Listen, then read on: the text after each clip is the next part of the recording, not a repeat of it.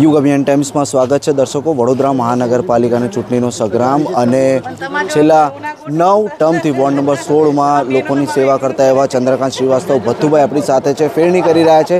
10મી વખત તેઓ કોર્પોરેટર બનશે કે નહીં તે જોવાનું રહેશે। ભથ્થુભાઈ, શું કહેશો? 45 વર્ષથી અવિરત સેવા વોર્ડ નંબર 16માં, હવે 10મી વખત ચૂંટાઈને આવશો, હજુ શું નવા વિકાસના કામ તમારા તરફથી કરશો? મારી જો વાત કરું હું તો મારા વોર્ડ દરેક વખતે જુદા જુદા કરી દીધા છે અને વિધાનસભા બી 5 વખત લડ્યો છું, એટલે મારા માટે વડોદરા એ મારો પરિવાર છે અને હંમેશા આખા વડોદરા માટે એમ જ્યાં જ્યાં અન્યાય થાય એના માટે લડું છું। ચૂંટણી લડવા માટે વોર્ડ નંબર 16 બરાબર છે, પણ બીજા વોર્ડમાં બી હું લડેલો છું। એટલે સવાલ એ છે કે ચૂંટણી લડવી એક પ્રક્રિયા છે, પણ ચૂંટણીમાં જે વચનો આપો તમે કે ભાઈ હું આ કરી દઈશ, એ વચન 5 વર્ષમાં મેં નિભાયા કે નહીં નિભાયા, લોકોની વેદનાઓને ઓછી કરી કે નહીં કરી, લોકોના કામ કર્યા કે નહીં કર્યા, લોકોનો આક્રોશ કેટલો છે ને કેટલો નહીં, મેં બહુ મોટા વાદા કોઈ દેશ કરતો જ નથી। કારણ કે આ સરકારમાં તમે જેટલા વાયદા જોઈ લો એ કેટલા નિભાયા છે। જો તમે બરાબર લોકોના કામ કર્યા હોત તો તમને ફરવાની શું જરૂર છે? પાછું કોઈ વ્યક્તિ મારો પોસ્ટર બતાડે છે કે તમારે એડવર્ટાઇઝમેન્ટ કરવાનું છે, એટલે ભાઈ હું મારા માટે એડવર્ટાઇઝમેન્ટ નથી કરતો કોઈ દિવસ, હું મારી પેનલ માટે કરું છું કે જે પેનલને બચારા કોઈએ જોયું નથી। તમે તો મૂકો છો અને પાછા ટિકિટ નથી આપતા। ખરેખર તો એ વ્યક્તિને ફેસ કરવા માટે લોકોની વચ્ચે મોકલવું જોઈએ કે ભાઈ તમે 5 વર્ષ ક્યાં હતા? પણ ઠીક છે, લોકોની અલગ અલગ રણનીતિ હોય, મારી કોઈ રણનીતિ નથી। મારી રણનીતિ એ જ છે કે લોકોની સેવા કરવા, અને લોક માલિક છે અને હું સેવક છું, એ પ્રમાણે હું આગળ વધું છું।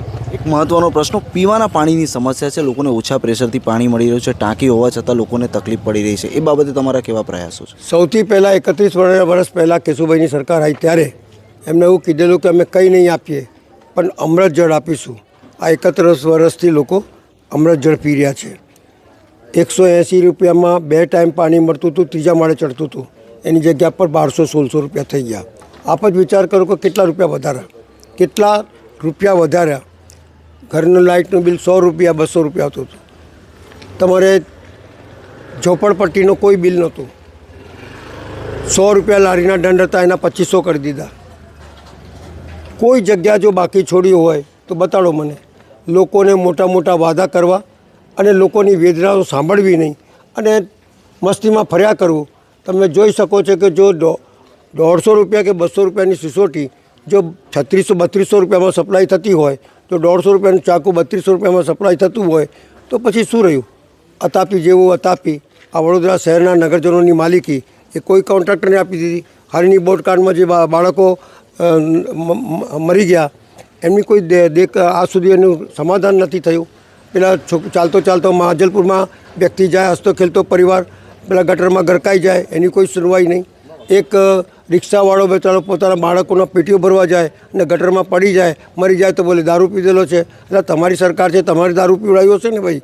એટલે આવી બધી વસ્તુઓ છે, ઘણી બધી વસ્તુઓની અંદર ભ્રષ્ટાચાર એટલા મોટા પ્રમાણમાં છે કે આ વડોદરા શહેર ડેફિસિટમાં એટલે ખોટમાં ચાલી રહી છે અને તોય મોટા વાયદા કરે છે।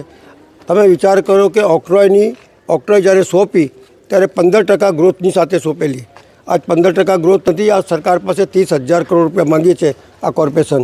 સરકાર બહુ મોટા વાયદા કરી તો એ પૈસા આપી દો ને તો લોકોના ટેક્સ ઓછા થાય। એટલે અમારા જ્યારે સત્તા પર બેસીશું ત્યારે જેટલા ભ્રષ્ટાચાર થયા છે એ બધાના ખુલ્લા પાડીશું અને લોકોની સામે સમક્ષ મૂકીશું કે જો તમે સત્તા સોંપેલી તો સત્તાનો કેવો દુરુપયોગ થયો છે એ બતાડીશું। કર્મચારીઓ હાયરિંગ કરવામાં નિષ્ફળ છે વડોદરા મહાનગરપાલિકા, એક જ વ્યક્તિને ઘણા બધા ડિપાર્ટમેન્ટનો ચાર્જ સોંપવામાં આવે છે, એ બાબતે શું?